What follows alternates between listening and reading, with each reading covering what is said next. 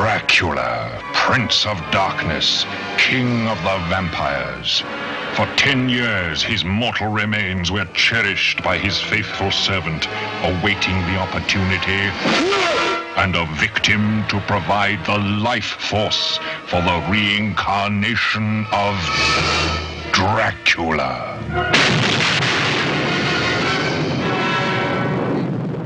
Dracula, Prince of Darkness is number 3 in the Hammer Dracula series. It actually opens by showing flashbacks of Christopher Lee's death scene from the actual first Dracula movie. What always would strike me as particularly interesting about this movie is the level of violence in some of the scenes, and of course the fact that Barbara Shelley is an all-time first. When we get to that scene, we'll go ahead and cover that. Okay. But for right now, I'd like to see if we just go ahead and roll it and see what we can see. Right. And we're doing, like Kevin said, the resurrection scene, which I agree with Tim. I think this is the best scene in the movie, and this actually makes the film for me. Okay. So what year was this made? It's something around there, 66. Yeah. Okay. Well, this is just the clip. I didn't pull anything else out of the video, but let me play this. So we are rolling.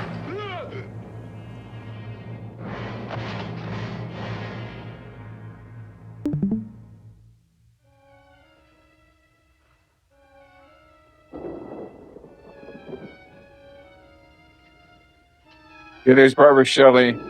And interestingly enough, her stuffy British husband just got duped into going down to check out what was going on down here at the castle here. And Dracula's henchman just put an axe in his back.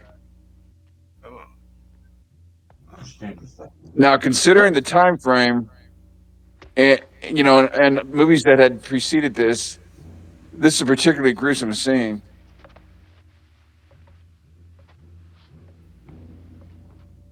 Yeah. One of the reasons I think that, yeah. Well, no, I was just thinking. I mean, watching this scene, it seems. I don't know if this is the first one to do it, but it kind of comes across as being influential on later movies. Like, when he restores Dracula, it almost reminds me of Nightmare on Elm Street. In a way. Yeah. All 80s horror was a knockoff of one thing or another that came before. Nothing new. Except for the possibility of Hellraiser. Oh, Hellraiser 2. We need to show that, Sandy. I am the doctor and I recommend amputation. Really?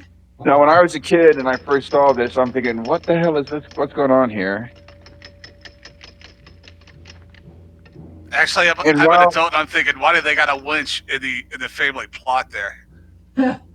Yeah, and because Kind they of a needed strange it. place. Well, I mean, you got to be ready for You see his little, where they got the Right, little you got blood it. stain where he got the axe in the back there? So the question is this guy dead because he was not enough of a man to stand up to his woman? Was this man dead because he wasn't man enough to have gone down and check himself before she lined him into it? No, actually, she tried to talk him out of it. Yeah, she wanted to leave. Yeah, she didn't want to be in the castle at all. Barbara Shelley, and of course, that's you know who that belongs to. Well, like I said, this particular scene to me, I'm surprised I got to pass the censors. It's not particularly graphic, but look at what it actually shows and what it suggests is going on. It does seem a little bit ahead of its time. Okay, she remember the last one, movie number 2. You always talk about. I was one of the generals here too. You never seen Dracula. Well, you gotta have sound effects. You never see Dracula actually attacking a man in that respect. He'll throw him, he'll beat him, he'll stab his neck, but he won't usually go for the throat. Do they ever explain how these guys got his ashes back? Well, if you watch the end of the first movie, they were left there. Yeah, but they were blown Yeah, all but if over. you really Like, watch the first movie, it looked like they were being blown away by the wind. They yeah, did. yeah. But he's a I, But good little servant. He's a good little servant who showed up and was flipped everything up. And you know, okay. Was he a servant in the first movie? he wasn't existing in the first movie, He but didn't have a servant in the first movie. they always implied there wasn't a servant though, because somebody made the food and did other things. So you didn't know if he was there or not, to be honest about it. well, see, I was Well, even hoping. the, Well, I yeah. was hoping that they didn't get all the ashes, and so when he was resurrected, he would be missing like some fingers or something. Or 6 inches shorter? I was worried the pillow was going to be attached to his head. Or possibly mentally impaired. Oh, I'm Dracula. That would be interesting.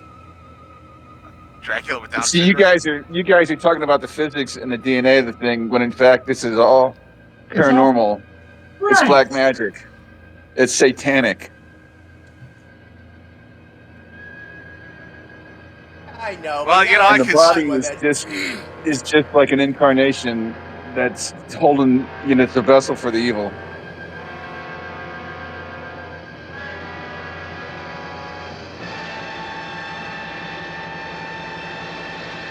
Yeah.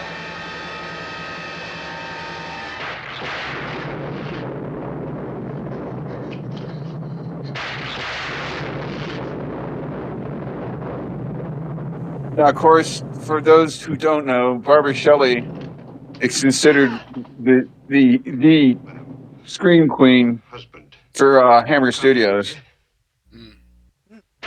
5 Million Years to Earth, The Gorgon, Right. Dracula, Prince of Darkness, Rasputin, the one she did with Christopher Lee. This Did one? she ever do any more Yeah, exactly. Dracula This films? one. No, I don't think she was actually in a Dracula film. What, Barbara Shelley? But imagine coming in this and But this is a Dracula.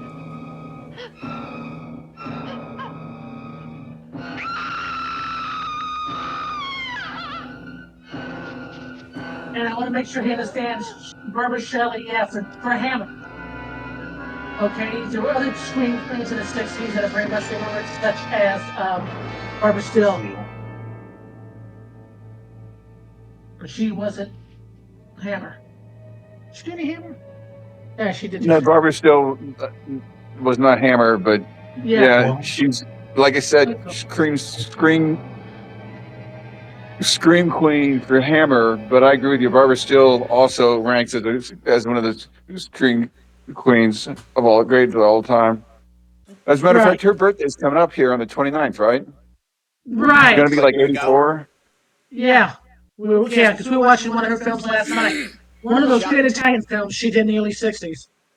Which one are we talking about? Barbara Steele? Yeah. Okay.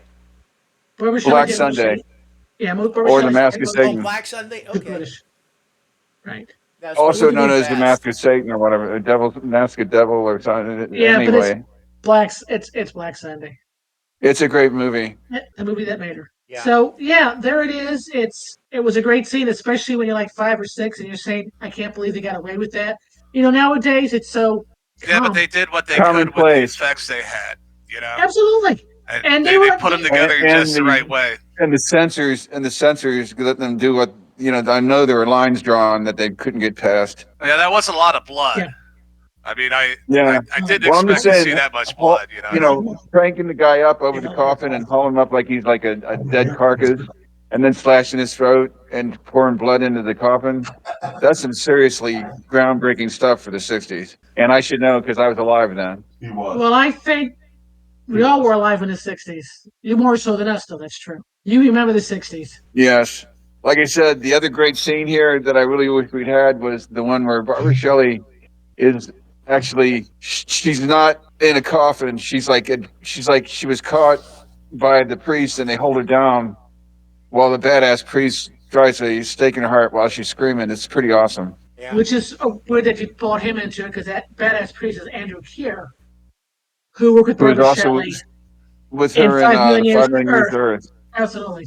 Which, by the way, you can watch on YouTube if you search for Quartermass in the Pit. Apparently, it was released Quartermass in the Pit in England, I guess, and then 5 Million Years to Earth when it came to America. But I just watched it the other night on YouTube. Did he star in the Quartermass TV series, or is that somebody else? I think that was somebody else. Was that else. Brian Donlevy or something? I'm not sure. Well, he played Quartermass in something, but I don't think it was a TV thing. Let me look it up.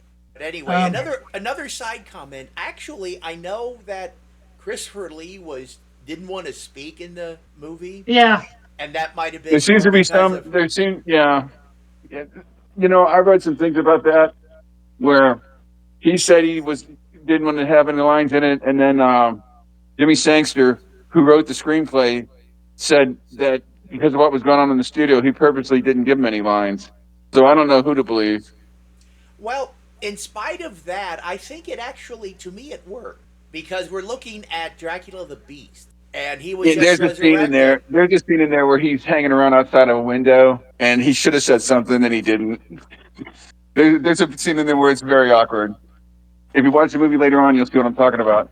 Okay. They wind up taking the badass priest winds up taking the two survivors and giving them sanctuary mission, and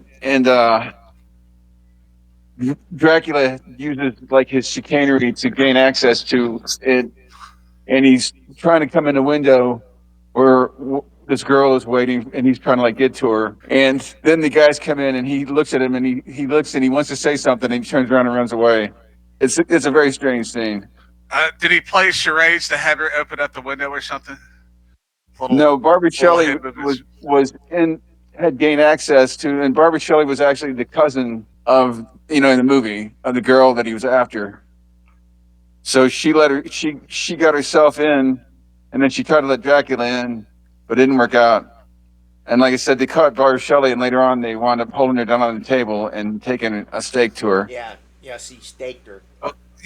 That's something else I was kind of curious about. I mean, because it seems like, the way they treated the priests in the movie, that not all priests are given that kind of a role. They kind of just say that they don't get quite as involved as that priest did. And not as badass. Not just that, but he, like everybody around him, he, like everybody in the village, he looked down on him. He was calling them names and talking crap about him and stuff. And, like he didn't like the people of that particular village. What's interesting is the next movie in the series, Dracula's Risen from the Grave, there's another badass priest in there. He's not as tough as this one, but he's every bit as stalwart and as dedicated to his theology. But you almost had to have a priest here, though. Peter Cushing's not in the movie. You have to have a strong hero somewhere. How many times can you have Van Helsing come in, right?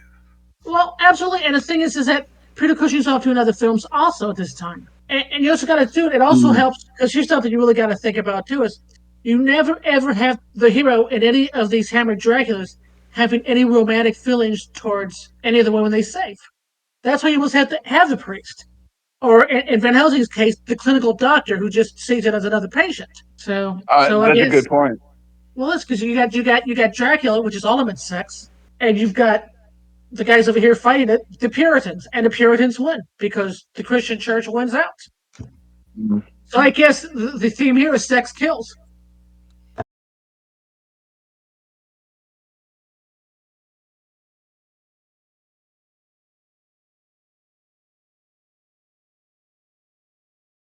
Will you please get me something to fucking